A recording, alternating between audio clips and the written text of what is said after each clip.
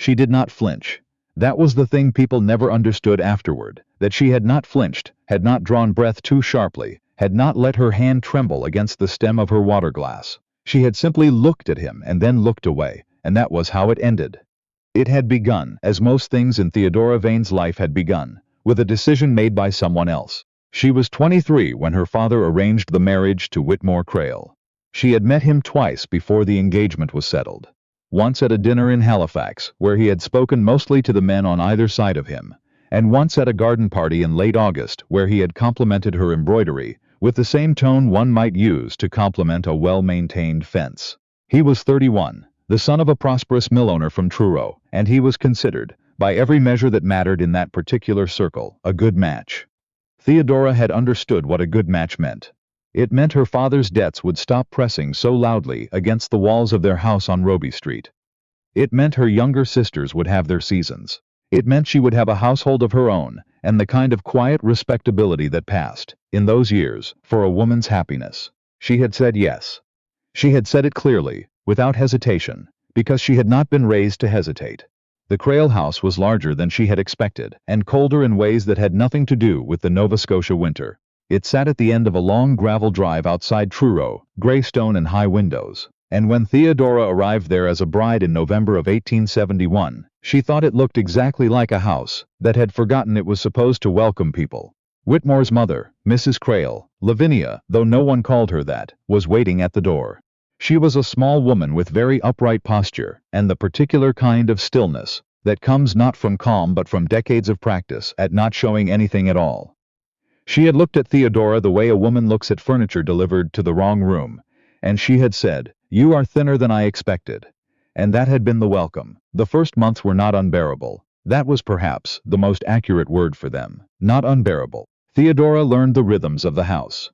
When Lavinia took her tea, how the cook preferred to be addressed, which rooms were hers to use freely, and which were understood, without being stated, to remain closed to her. She learned that Whitmore was not a cruel man. She had been worried he might be cruel. He was not. He was something harder to name. A man who moved through his own life, at a slight remove, as though he were always watching it from a doorway, rather than standing inside it. He was polite to her at dinner. He was considerate, in the formal sense of that word. He was also entirely absent, even when he was sitting across the table from her. She had not expected love. She had not been foolish enough to expect that, but she had perhaps expected something more than this particular quality of silence. It was Lavinia who occupied the house in the way that mattered. Lavinia who decided what was served at table, and how the linen was pressed, and when callers would be received. Lavinia who spoke to the cook directly, even after Theodora had made clear, gently and then less gently, that she would prefer to manage the household herself. Lavinia who could say, with absolute pleasantness and a smile that never reached her eyes, things that landed like small stones dropped into still water, the ripples spreading long after the words were finished.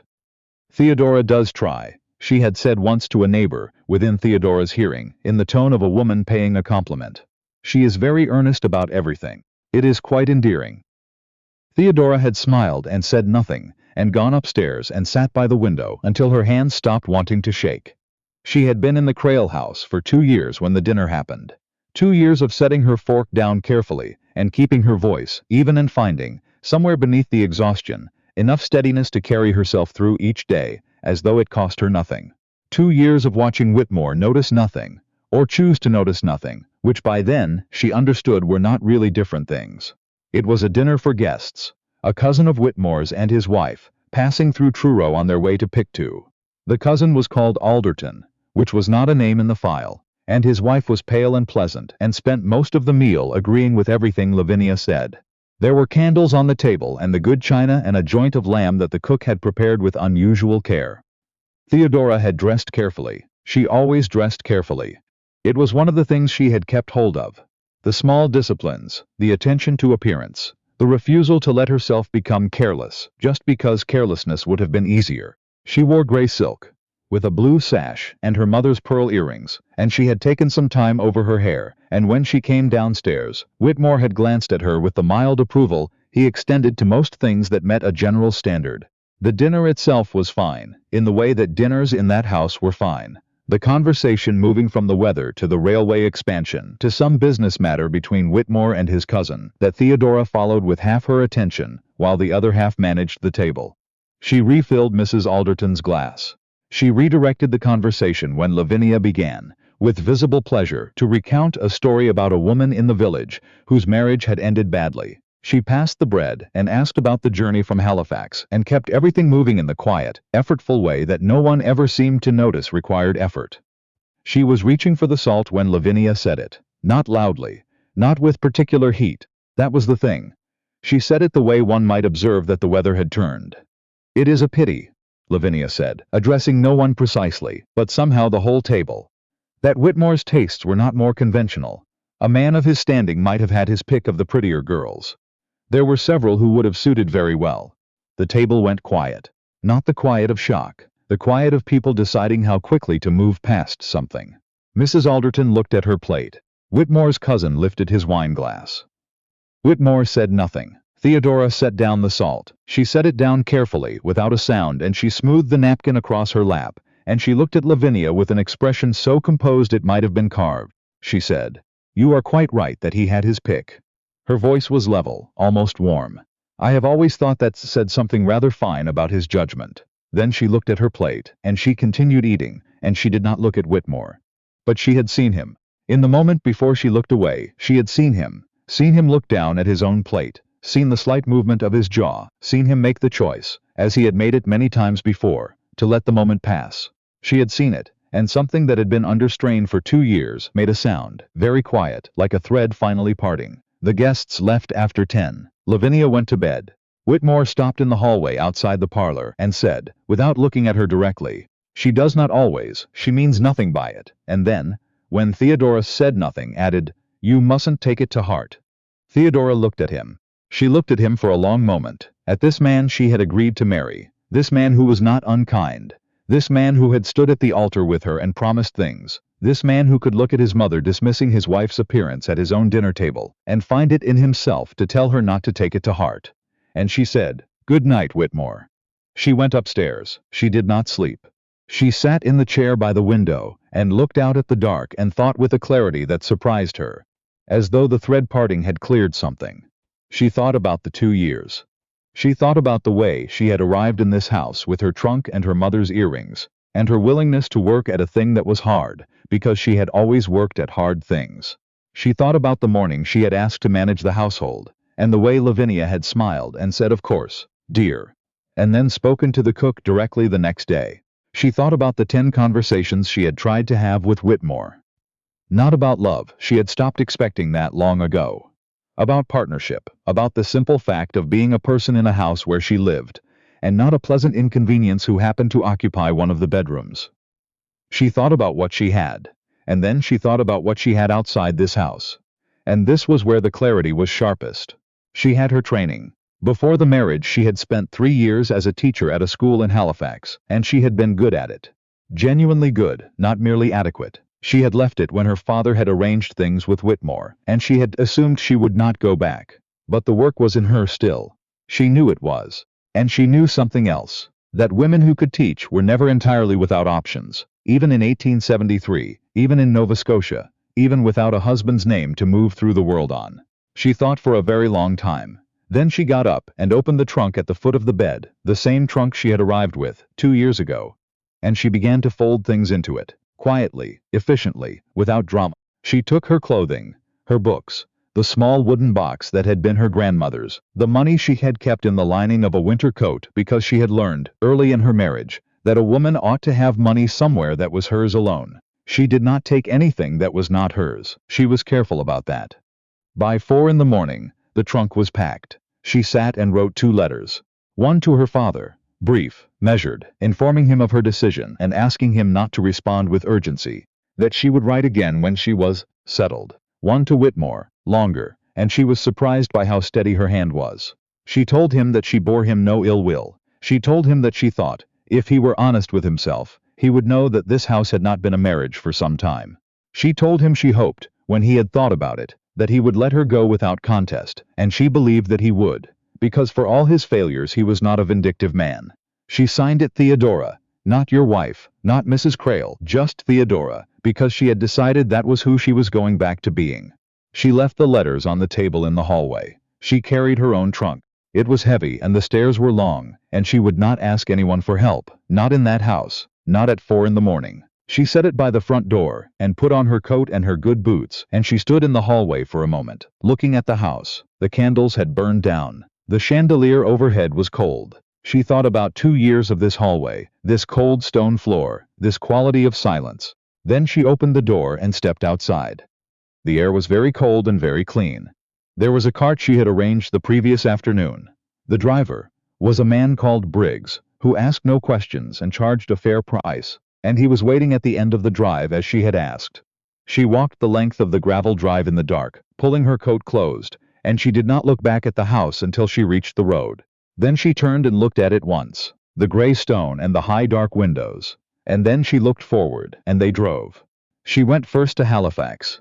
She had written ahead, a week before the dinner, because she had known in some part of herself that she had not yet let herself acknowledge, that the evening would be the last one. She had written to a woman she had taught with, a woman called Miss Dunbar, and that name was fine, it wasn't in the list, who had moved into a boarding house in the South End after her own husband's death, and who had 2 rooms spare. Mrs. Dunbar had written back with the particular warmth of a woman who knew what it was to need somewhere to land. The boarding house smelled of wood smoke and bread, and Mrs. Dunbar had tea ready even at that hour, and Theodora sat at the kitchen table and drank it and felt something begin, very slowly, to loosen in her chest. She was not all right. She knew she was not all right. There was grief in it and shame, and the particular kind of exhaustion that comes not from doing too much but from holding yourself together too long. But she was safe, and she was herself, in a way she had not entirely been in 2 years, and there was something in that. Some small, stubborn warmth that she held on to through the first days. She went back to teaching within a month. The school on Barrington Street had a position, had actually been trying to fill it since September, and when she arrived at the headmistress's door in December with her reference letters and her 2 years of prior experience, she was hired within the week. She was good in the classroom. She had always known it, but she had nearly let herself forget. The children were real and various, and they needed things she actually knew how to give, and at the end of each day she walked home tired, in an honest, satisfying way, not the hollow way she had been tired in Truro. She did not hear from Whitmore for 3 weeks. When she did, the letter surprised her. She had expected the legal language, the formal requests, perhaps the intervention of his solicitor. What she received instead was a letter in his own hand.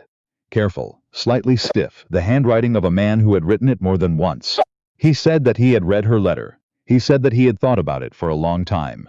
He said, and she had to read this line several times, that he thought she was right, that the house had not been what he had hoped either, that he had not known how to say so, that he had told himself.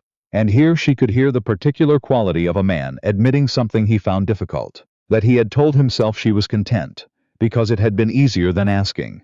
He said he would not contest her leaving. He said he had spoken to his solicitor about a separation arrangement. He said, at the end, that he was sorry. Not for specifics, just sorry. The broad and somewhat helpless sorry of a man who understood, too late, the shape of what had been lost. She sat with that letter for a long time. She felt many things about it, and she let herself feel them without hurrying.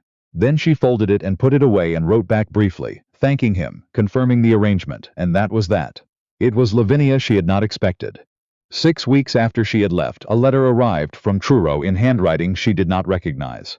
The address was written in a hand she would have said, had anyone asked before she opened it, she had never seen before. But the signature at the bottom stopped her.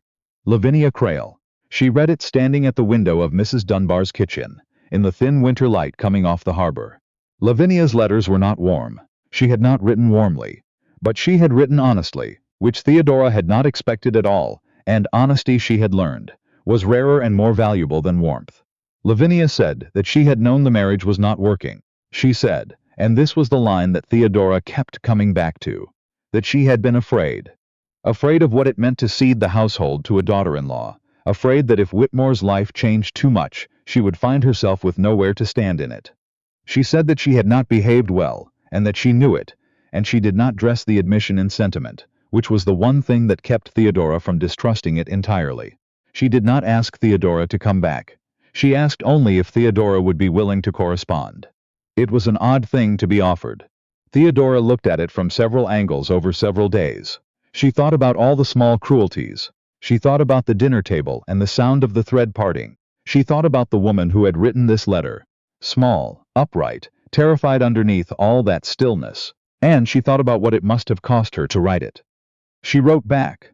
Not warmly. She was not going to perform a warmth she did not feel. But honestly, in her turn, because she was her father's daughter, and she had been raised to believe that honesty was a thing you gave people, even when they had not given it to you first. They wrote through the winter. The letters were not easy, but they were real, which was more than most of the conversation they'd had in 2 years of the same house. Lavinia was, it turned out, a more intelligent woman than Theodora had been allowed to see. She had been managing the Crale household since she was 26 years old and a widow with a young son, and there was a great deal she knew about keeping a difficult thing intact through sheer force of will. Theodora found herself, cautiously, and with full awareness of the irony, beginning to respect her. Spring came. The school year was nearing its end, and the headmistress had offered Theodora a permanent position. She had said she would think about it, which was the truth. She was thinking about many things that spring. Whitmore had written again, mid-March, and this letter was different from the first, quieter in a different way, less careful. He had been going over things, he said. He had been thinking about what she had said in her letter, about partnership, about the difference between the presence of a person and the presence of a person who actually sees you. He said he had not understood, at the time they married, that these were different things. He said he was not sure he had understood what it would mean to actually see someone, to look at the person in front of him and choose to see them, rather than assuming the shape of them and going back to whatever he had been doing before. He asked if she would be willing to meet, just to talk. Not about the separation, the solicitors were handling that and he would let it proceed however she wished. Just to talk. She looked at that letter for a long time too. She agreed to meet him. She told herself she was not certain what she was agreeing to, which was the truth, and she told herself she had spent long enough not knowing things for sure, which was also the truth. She chose a tea room in Halifax, in public, in the middle of the afternoon, and she wore her good dress and her mother's earrings, and she arrived 5 minutes before he did, and ordered her tea before he appeared, so that she was already settled, already herself, before he walked in the door. He was thinner, she noticed that first, and there was something different in the way he held himself. Less of that managed remove, or perhaps just less effort to maintain it. He took off his hat and he looked at her, and for the first time in 3 years of knowing him, she had the strange sensation that he was actually looking at her, not at the general fact of her presence. He said hello. She said hello. He sat down. They talked for 2 hours. It was not an easy conversation, and she was glad it was not. Easy would have meant performance, and she had had enough of performance. He said things she had not expected him to be capable of saying, and she believed some of them, not all, and she told him which ones she believed and which ones she would need time with. And that itself was a different kind of conversation than they had ever had. She did not go back to Truro that afternoon. She was not going to make that decision on the basis of a single afternoon. She went back to Mrs. Dunbar's, and she sat with everything that had happened for a very long time. What she knew, by the time she went to bed that night, was this. She was not the same person who had stepped off the carriage in November of 1871, with her trunk and her willingness, and her quiet resignation. She had lived, for the first time in years, as herself, had worked, had earned her own money, had discovered that she was capable of things she had half forgotten. She was not going to give that up. Whatever came next, she was not going to give that up. She went back to teaching in September. The permanent position. She kept her room at Mrs. Dunbar's, and she kept her own money and she kept the name Theodora, which was hers. She and Whitmore continued to meet, first monthly, then more often. It was slow, and it was uncertain, and there were conversations that did not go well, and there were evenings when she walked home, thinking she had been foolish to try. But there were also evenings when she walked home thinking something else. That she was perhaps, for the first time, in a marriage, rather than on one side of a polished surface that merely resembled a marriage. Lavinia came to Halifax in October. She came ostensibly to visit a cousin, and she came, really, because she had decided to come, and Theodora had come to understand that once Lavinia decided to do a thing, the thing was done. She arrived at the tea room where they had arranged to meet wearing her best coat and her very upright posture, and she sat down across from Theodora and looked at her with those still, careful eyes. And then she said, "You have more backbone than I gave you credit for."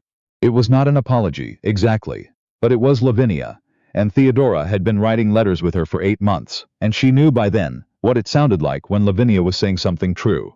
Theodora looked back at her. "I know," she said. And then she poured the tea, and they sat together in the autumn light, coming through the window, two women who had never expected to understand each other, beginning, slowly and without ceremony, to try.